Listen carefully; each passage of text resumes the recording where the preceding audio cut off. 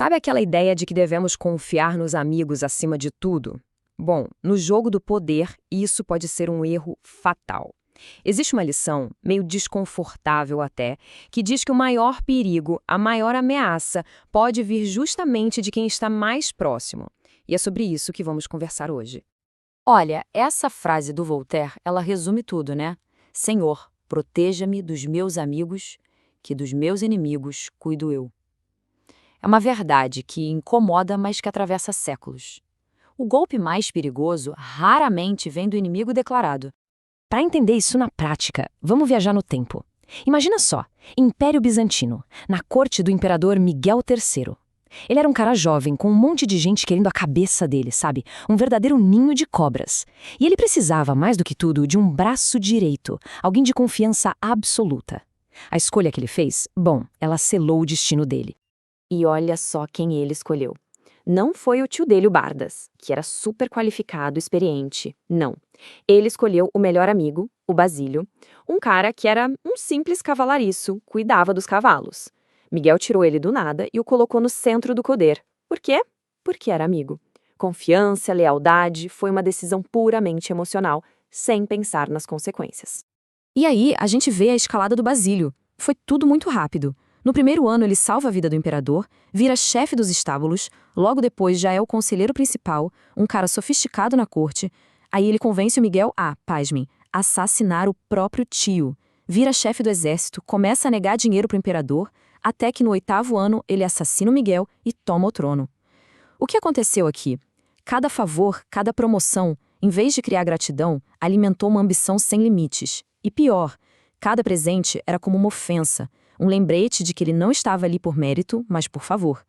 E isso cria um ressentimento perigoso. É trágico, né? Miguel, na tentativa de ter um aliado leal, acabou criando o próprio carrasco. Ele deu poder a um amigo e esse amigo se tornou um monstro.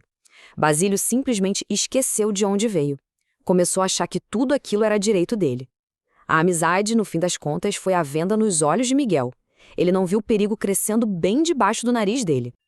Então, tá, a história do Miguel é o exemplo perfeito do que não fazer. Mas e se tiver um jeito melhor? Se amigos são um risco tão grande, qual é a alternativa? Bom, para responder isso, a gente vai para outro lugar, ver a história de um imperador que foi muito, mas muito mais esperto. Agora a gente vai para a China, lá no século X. O imperador Sung assumiu um trono que era uma verdadeira batata quente. Todo mundo traía todo mundo, era um ciclo sem fim de assassinatos. Ele sabia que os generais dele, os caras que o ajudaram a chegar no poder, eram a maior ameaça. Mas a forma como ele lidou com isso foi simplesmente genial. Olha só a jogada de mestre. Primeiro, ele chama os generais mais poderosos para um banquete. Aí, no meio da festa, ele dispensa os guardas. Imagina o clima de tensão que ficou. E então, ele abre o jogo. Fala que sabe da ambição deles, que ele mesmo tem medo de ser traído. E aí vem a proposta. Que tal uma aposentadoria tranquila, com muitas riquezas, em troca do poder militar? Genial! Ele não lutou, não confiou cegamente. Ele transformou lobos ferozes em ovelhas ricas e satisfeitas, sem derramar uma gota de sangue.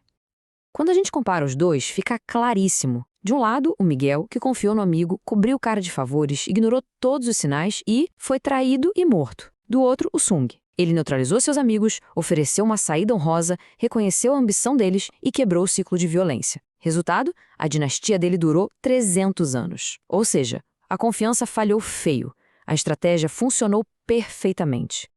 Beleza, as histórias são ótimas, mas por que isso acontece? Qual a psicologia por trás da traição? Por que justamente um amigo, alguém que deveria nos proteger, se torna tão perigoso no ambiente de poder? Vamos pensar um pouco nos riscos. Com um amigo, a honestidade fica meio de lado para não criar briga, né? A inveja, o ressentimento, tudo isso fica cozinhando ali por baixo dos panos. Um favor que parece algo bom pode virar um peso, uma dívida que a pessoa não aguenta carregar, e aí entra ingratidão, uma força muito mais poderosa do que a gente imagina. No fim, acaba se trocando competência por conforto, e isso nunca dá certo. Tem uma frase do Luís XIV, o Rei Sol, que é matadora. Sempre que ofereço um posto vago, faço centenas de descontentes e um ingrato. Pensa nisso. A pessoa que ganha o cargo é a que se torna a mais ingrata. Por quê? Porque o peso desse favor é enorme, é quase uma humilhação diária. Ok, então amigos são um problema. Mas e os inimigos? Aí é que a coisa fica interessante. A lição não é só sobre desconfiar dos amigos. É também sobre aprender a usar os inimigos. E essa é a parte que realmente vira o jogo de cabeça para baixo. Pensa bem, um ex-inimigo tem muito mais a provar. Ele não espera nada, então qualquer gesto de generosidade gera uma gratidão imensa. A relação não é baseada em emoções confusas, é baseada em interesse. Um inimigo que é perdoado pode virar o aliado mais leal que existe. O próprio imperador Sung fazia muito isso. Perdoava inimigos e eles se tornavam seus servos mais fiéis, pois não tinham a arrogância de um amigo que se sente no direito. E tem mais. Mao Tse-tung dizia uma coisa interessante. Um inimigo declarado te mantém afiado, focado, alerta. Ter um adversário te força a ser melhor, a não relaxar. A presença constante de um inimigo aguça a mente e fortalece a determinação. Mas claro, né? Nada é preto no branco. O jogo do poder é cheio de nuances. E, por mais estranho que pareça, existem situações em que um amigo é sim a ferramenta certa. Só que talvez não do jeito que a gente está pensando. Olha só que análise fria. Para um serviço leal, um ex-inimigo é melhor, porque ele trabalha por gratidão.